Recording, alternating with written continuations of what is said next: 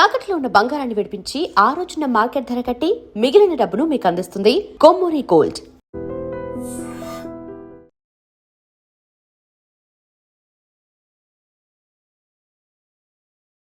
అది ఎస్ఐగా పనిచేస్తున్నప్పుడు మీకు ఏమున్నాయంటే మీకు ఛాలెంజెస్? వెపన్ దీంట్లో ట్రైనింగ్ ఉంది, కానీ లా అండ్ ఆర్డర్కి వచ్చేసరికి దీనికి మళ్ళీ ఇన్వెస్టిగేషన్ ఇవన్నీ కూడా నేర్చుకోవాలి కదా. మామూలుగా ఇంకా ఒక వింగ్ మారినప్పుడు ఖచ్చితంగా దానికి తగ్గట్టు మనం నడుచుకోవాల్సిందే. ఇప్పుడు మార్కాపురంలో ఉన్నప్పుడు మాకు సీనియర్ ఇన్స్పెక్టర్ ఉండేవాళ్ళు, వాళ్ళు మాకు బాగా గైడ్ చేసేవాళ్ళు, ఈ విధంగా చేయండి ఇది చేయండి అని.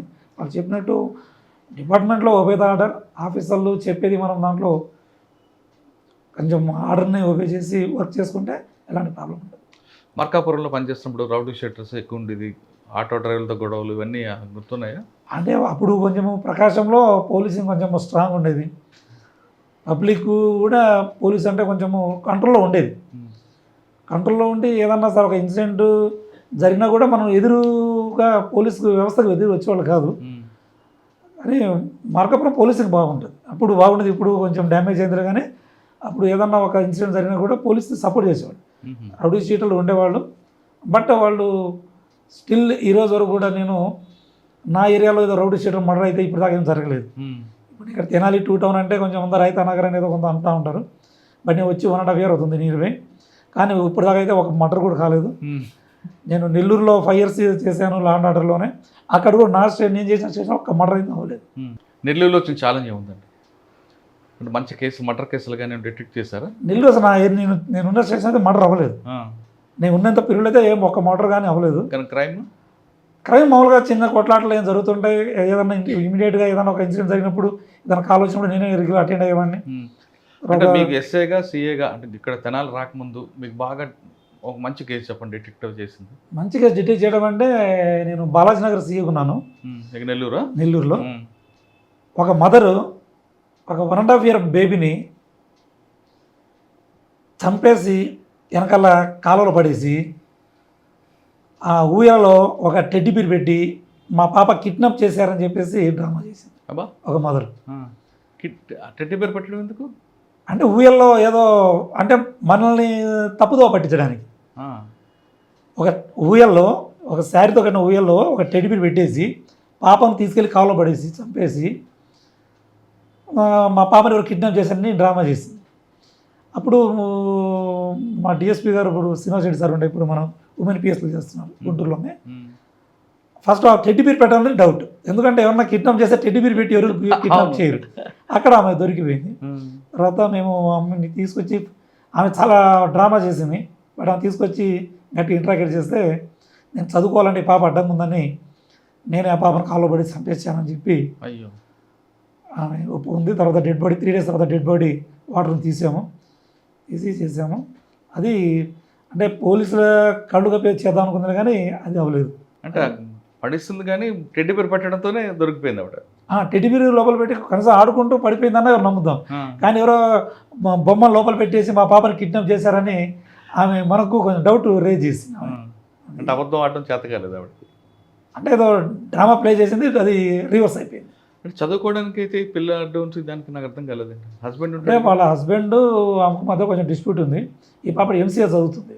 ఈ పాపని వచ్చి ఏమైనా చూసుకోవాలి అంటే నేను హాస్టల్లో ఉండాలి అని ఆమె కొంచెం ఒక ఫ్యాషన్ ఉండింది, కానీ పాప ఉండాలి హాస్టల్ ఉండలేకపోతుందని చెప్పి ఆ పాపను ఏదో అడ్డం తొలగించుకోవాలని చెప్పి ఆ పని చేసి లాస్ట్ జైలు పోయి ఉంటుంది కదా.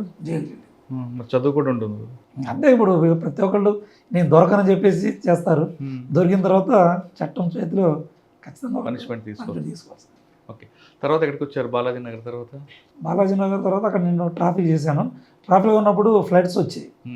ఫ్లడ్స్ వచ్చినప్పుడు వెంకటేశ్వరపురం బ్రిడ్జ్ దగ్గర అక్కడ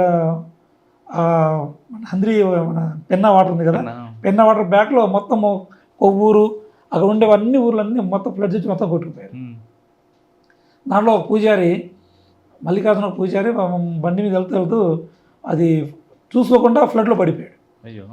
పడిపోయేసి ఆ బుల్లెట్ కొట్టుకొని పోయింది. ఇతను పోయి ఒక స్తంభానికి హక్ చేసుకొని అరుస్తా ఉన్నాడు, 1 గంట నుంచి అరుస్తున్నాడు, నన్ను కాపాడని. ఆయన పూజారి శివాలయంలో. ఇంకా ఆ టైంలో నేను చూసిన తర్వాత ఇంకా ఆ టైంలో రెస్పెక్టివ్ పిల్లలంటే కూడా అయ్యేది కాదు, మళ్ళీ అవుతుందని చెప్పేసి నేనే స్వయంగా నేనే షర్ట్ తీసేసి ఒక కానిస్టేబుల్ సాయంతో కానిస్టేబుల్ని ఫైర్ వాళ్ళ దగ్గర ఒక రోప్ తెప్పించి నేనే వాటర్లో ఈదుకుంటూ వెళ్ళి అతని రోప్ కొట్టి తీసుకొచ్చాను. అది ఒక లైఫ్ సేవ్ చేయాలి అనే ఆలోచనతో అది ఇప్పుడు ఆ యూట్యూబ్లో కూడా అది ఆల్రెడీ ఆ వీడియో ఉంటుంది. అంటే ఒక లైఫ్ సేవ్ చేయాలనే ఉద్దేశంతో అది చేశాను. అది కొంచెం ఒక అంటే మన కళ్ళ ముందు ఒకదన చాలామంది చూస్తున్నారు పబ్లిక్ కూడా, కానీ ఏదైనా ఒక ముందు అడిగేసి వాళ్ళు కనపడలేదు. బట్ నేను అంటే ఒక లైఫ్ సేవ్ చేయాలనే ఉద్దేశంతో వాటర్లోనే వెళ్ళి బయట తీసుకు పార్తపురంలో ఒక లైఫ్ సేవ్ చేయలేకపోయారు, ఇక్కడ కాపాడారు. అది సడన్ పైనుంచి అంటే మనం ఏం చేయలేము. అంటే మీ కళ్ళ ముందు దగ్గర జరిగింది అది జరిగింది మన కొంచెం ఒక 10 minutes దూరంలో ఉన్నాడు, అతను సడన్గా రన్ చేసి పైన దూకాడు. మనం అతను పాటు రన్ చేయలేము. ఒకవేళ కొంచెం గ్యాప్ ఉంటే మనం ఏం చేయవచ్చు. అది అన్ఎక్స్పెక్టెడ్ అయినా అదొక ఫీలింగ్ ఉండేది. అదొక ఫీలింగ్ ఉండేది. అంటే కళ్ళ ముందు జరిగింది కానీ కాపాడలేకపోయామనే లేదు, ఎందుకంటే ఆ ఛాన్స్ లేదు. ఎందుకంటే మన లైఫ్ ఏదో సినిమాల్లో ఫైరింగ్ చేసినప్పుడు బుల్లెట్ కనబడి మనం బెండ్ అయ్యేటట్టు, లేకపోతే ఆయన స్లో మోషన్ మరి మనం పట్టుకోలేము కదా, సడన్గా జరిగిపోయింది. ఇదైతే మన టైం ఉండింది కాబట్టి మనం సేవ్ చేయగలిగాం. తర్వాత ఎక్కడికి వచ్చారు బాలాజీ నగర్ తర్వాత? బాలాజీ తర్వాత ఎర్రగొండపాలెం ఎలక్షన్ చేశాము. అక్కడ కూడా ఎలాంటి మిస్టేక్ లేకుండా ఎలక్షన్ చేసాము. తర్వాత ఇక్కడ తినాలంటుంటాను వచ్చాము. ఓకే, ఎర్రగొండపాలెం ఏమైనా ఉన్నాయా మీకు గుర్తుపట్టింది? ఇలా ఇంకా అక్కడ ఎలక్షన్స్ ఉంటాయండి, ఏం లేదు అక్కడ. ఎర్రగొండపాలెం తర్వాత ఎర్రగొండపాలెం తర్వాత తినాలి వచ్చాను. తినాలి వచ్చినప్పుడు ఇక్కడ టూ టౌన్లో కొంచెము సిచ్యువేషన్ ఆనాడు కొంచెం క్రిటికల్గా ఉండింది. కానీ ఇప్పుడు మా అధికారుల యొక్క సహకారంతో వాళ్ళ సూచనలు సలహాల మేరకు ప్రస్తుతానికి లాంటి ఇష్యూస్ ఏం లేవు. iDreams, this police diaries is something very, very valuable towards that. I must really appreciate Murali, your insights. iDreams founder and CEO చిన్న వాసుదేవ్ రెడ్డి గారితో మురళీధర్ క్రైమ్ స్టోరీస్ చాలా ఫేమస్ అయిపోయినాయి. Gautam Savan garu and Satyanar sir. Good. Well done. I congratulate him for doing so well, and I congratulate him his boss also. So well.